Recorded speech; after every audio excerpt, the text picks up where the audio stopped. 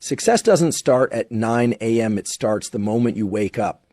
What you do in the first 60 to 90 minutes of your day sets the tone for everything that follows, not just psychologically, but neurologically and hormonally at the level of circuits, chemicals, and behavior patterns.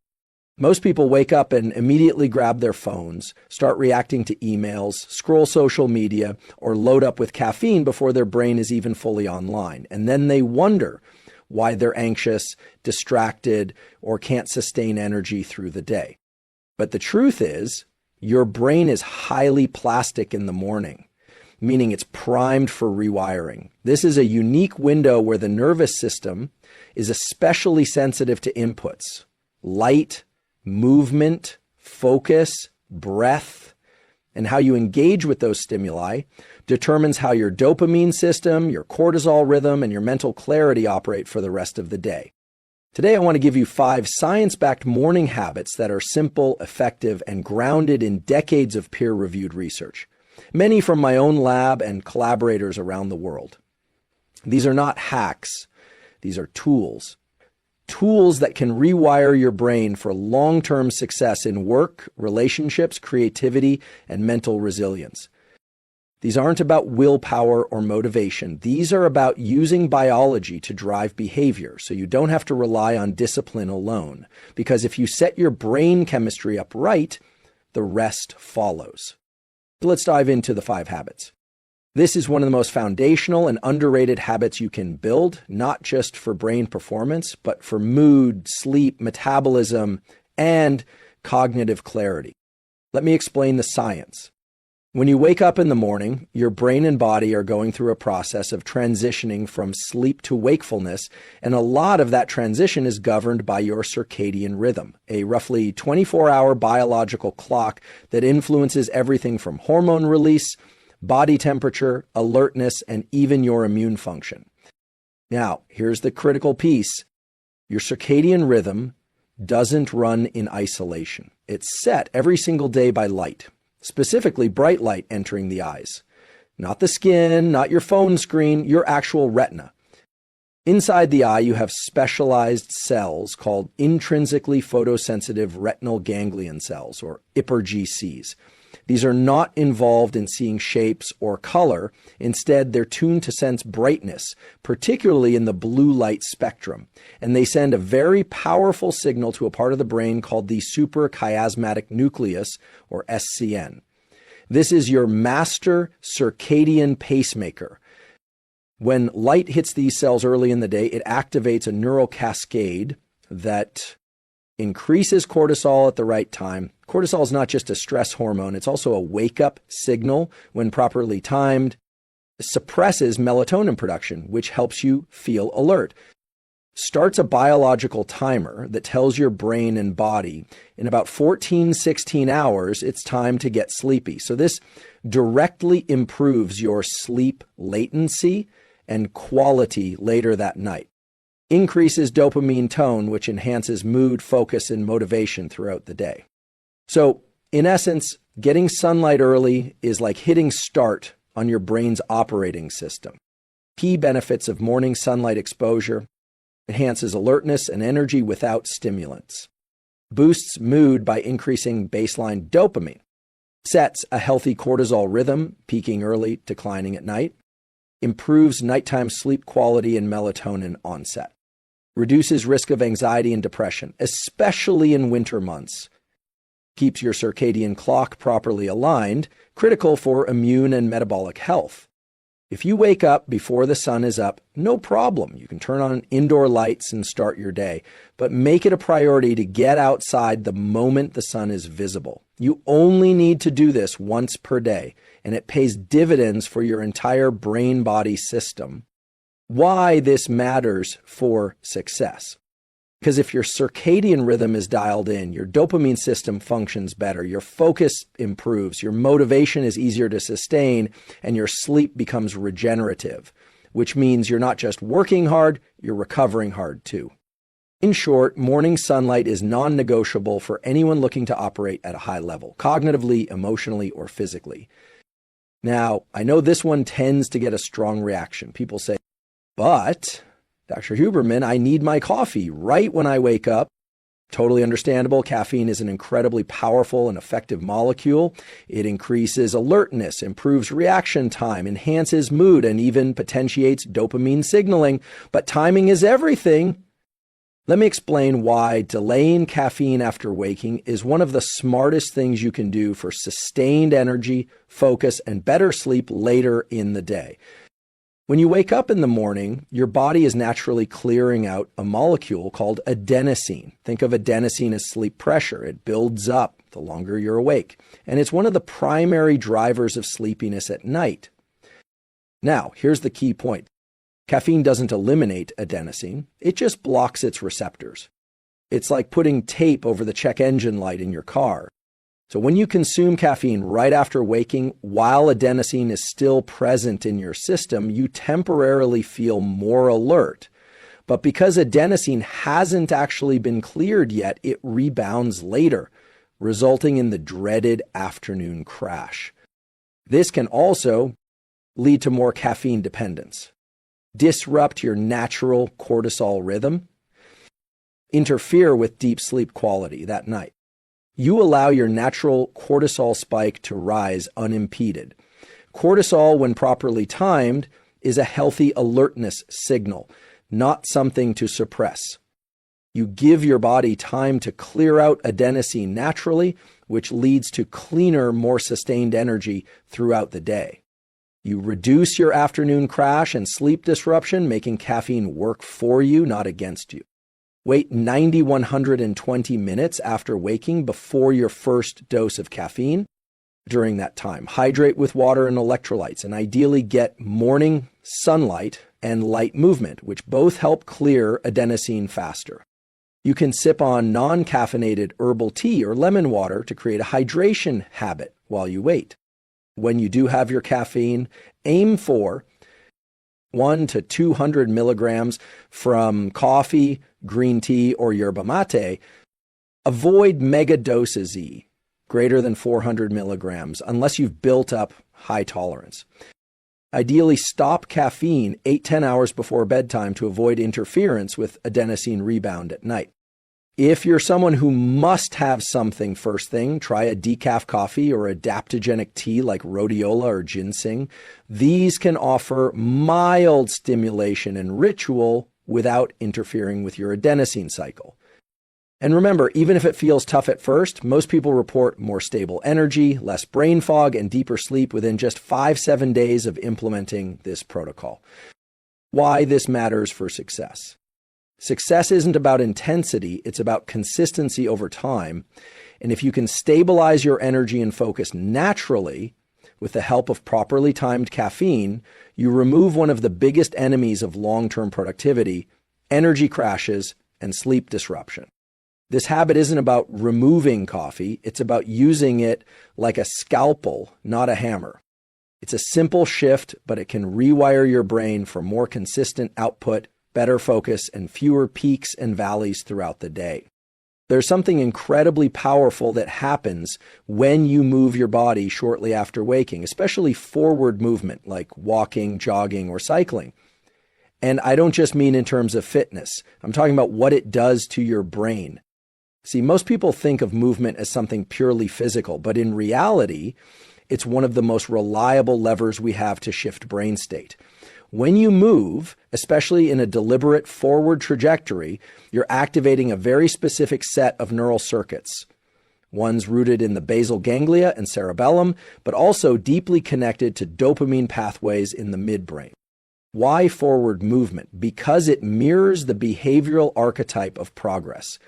Your visual system, specifically motion-sensitive neurons in the retina, detects the optic flow of the world moving past you. This optic flow is not just visual, it's deeply linked to areas of the brain that regulate stress, motivation, and autonomic control.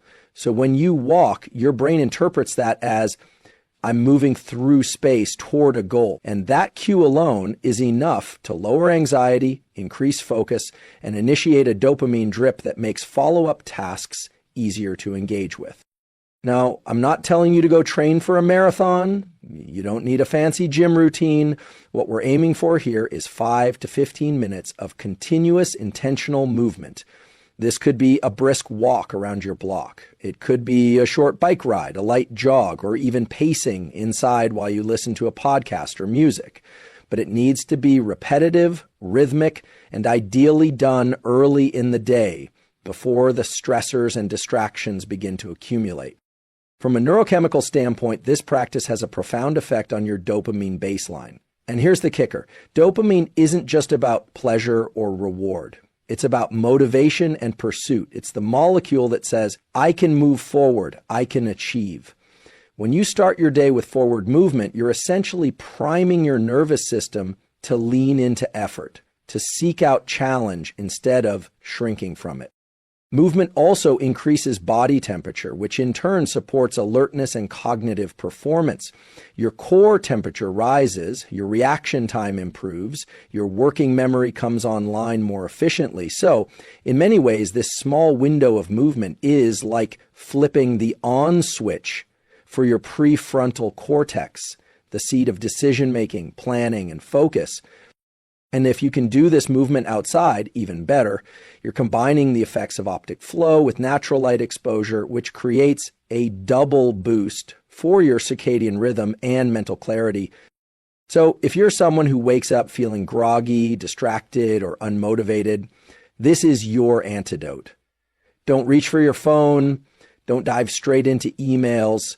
Move your body forward. Let your brain feel momentum, because momentum is not just a psychological phenomenon, it's a neurobiological state, and you can generate it deliberately.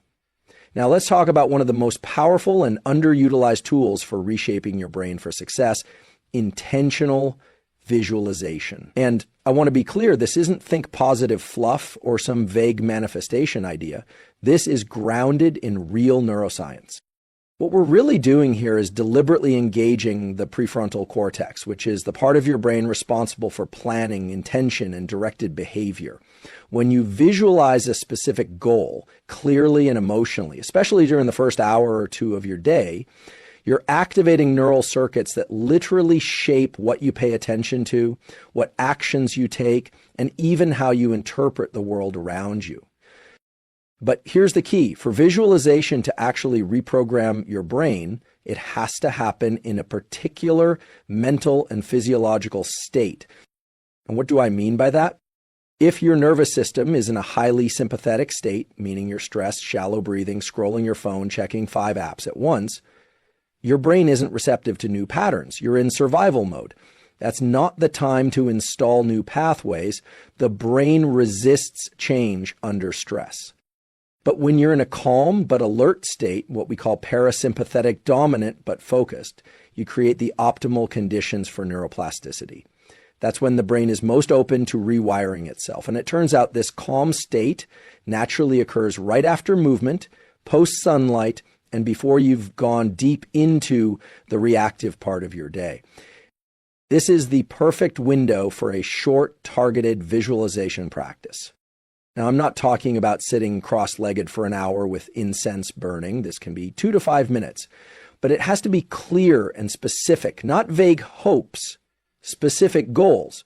For example, that one key task you want to complete, that meaningful conversation you need to have, that difficult but necessary step you've been avoiding. And it's not just about seeing the goal. You want to feel the emotion of it. That's because emotion is the tag that tells the brain, this matters. Save this. Emotional salience locks in memory and creates dopamine signaling that makes pursuit of the goal more likely. So you take a moment, eyes closed or softly gazing downward, body relaxed, and you run the mental simulation. You see yourself doing it. You feel the clarity, the success, maybe even the discomfort that comes before the win. That's what makes it stick. That's what engages the brain's motor planning and reward systems in advance, making it easier to take action later. The hippocampus stores the imagery. The prefrontal cortex turns it into a plan. And the dopaminergic system gets tagged, this is worth chasing. And here's a wild detail from the research. Visualizing action, when done correctly, actually activates many of the same brain regions as performing the action. It's not a substitute for doing the work, but it's a primer. It lays down the first layer of neural wiring that makes the doing easier later. So the habit here isn't think about success in some abstract way. It's create a precise mental movie of one thing that matters, do it when you're calm, and rehearse success with enough emotional depth that your brain starts to believe it's real.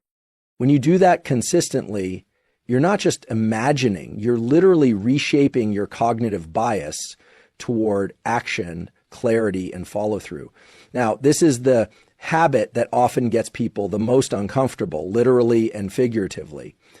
But that's actually the point. Cold exposure is not just about toughing it out or doing something trendy for social media. It's a deliberate physiological stressor that teaches your body and brain how to respond to challenge on a chemical level, on a neural level, and most importantly, on a psychological level. Let me walk you through the mechanism.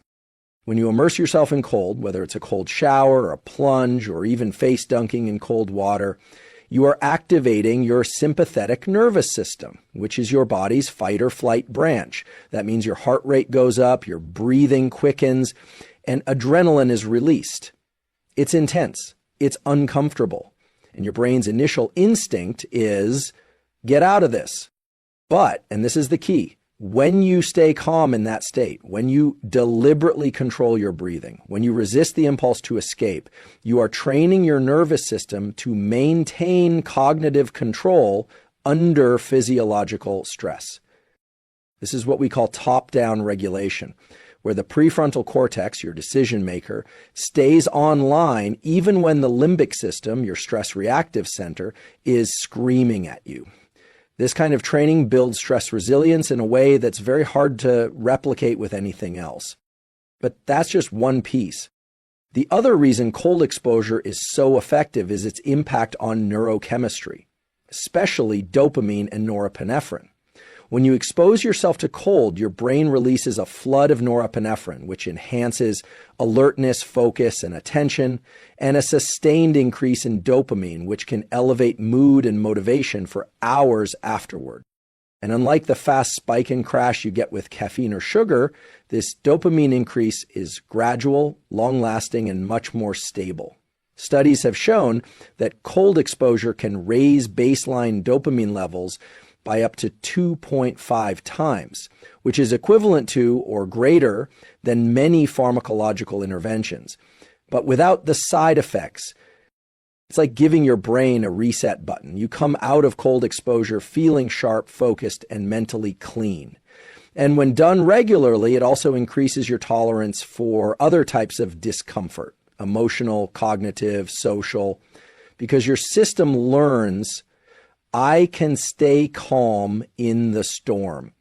When and how should you do it?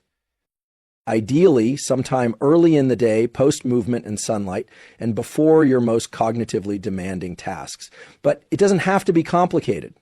You don't need an ice bath at home. A 1 to 3 minute cold shower where you gradually reduce the temperature works just fine.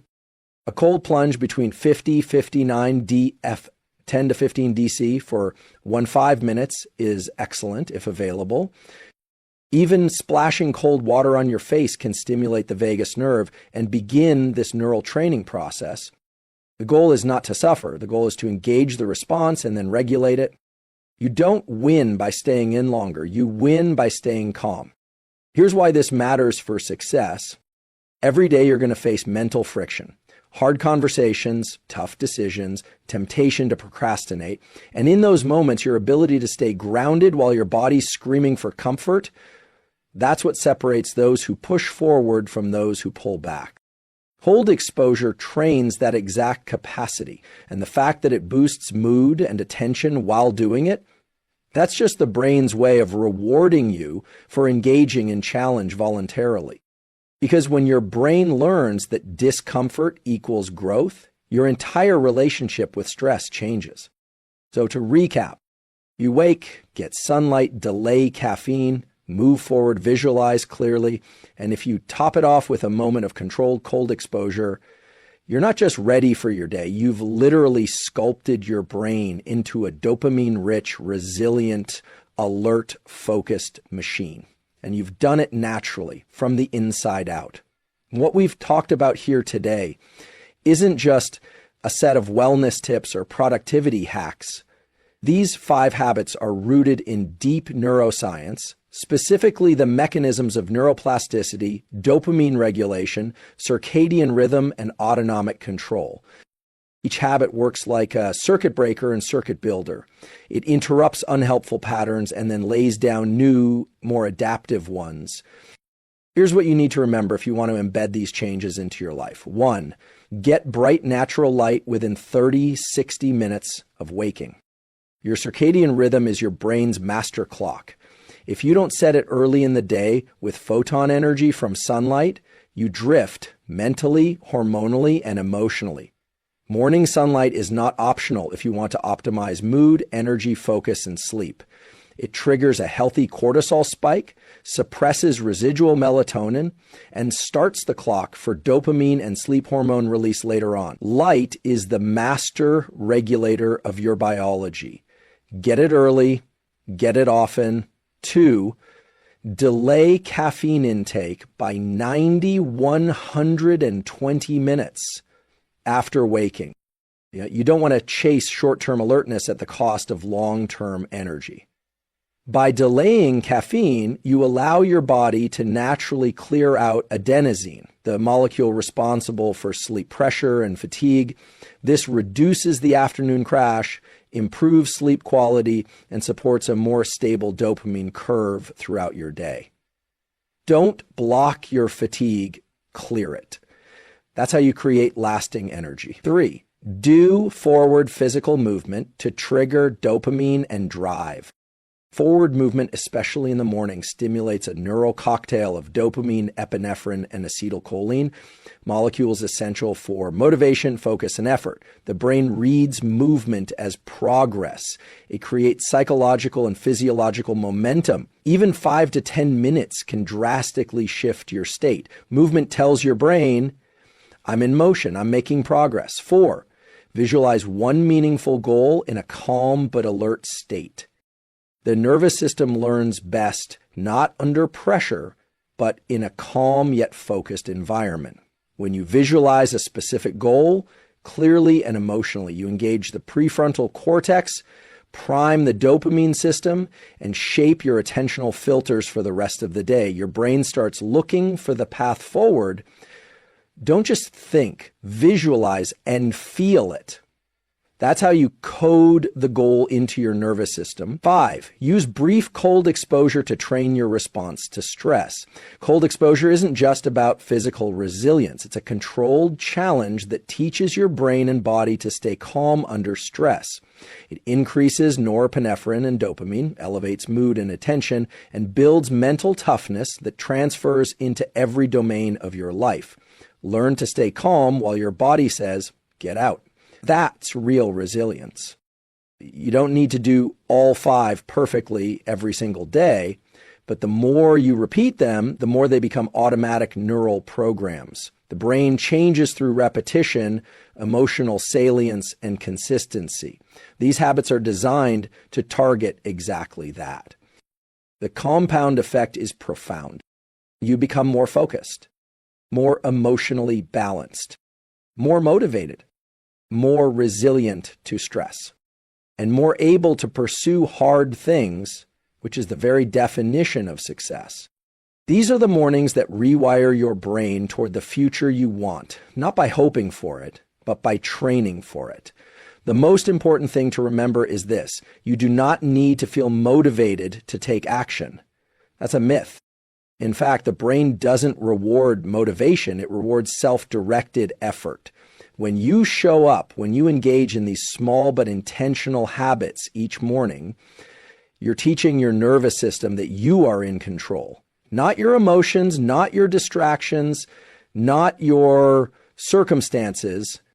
You're reminding your brain that stress is not always a threat. It can be a training ground, that discomfort doesn't have to be avoided. It can be leveraged.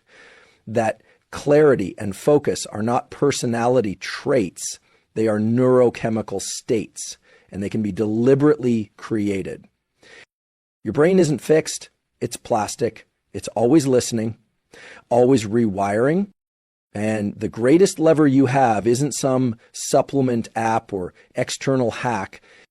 It's how you start your day. So if you want to build a sharper mind, a more focused life, a deeper sense of purpose, don't wait for motivation. Build the system, run the protocol, and let the brain follow. Because the truth is, you are one morning away from a different trajectory.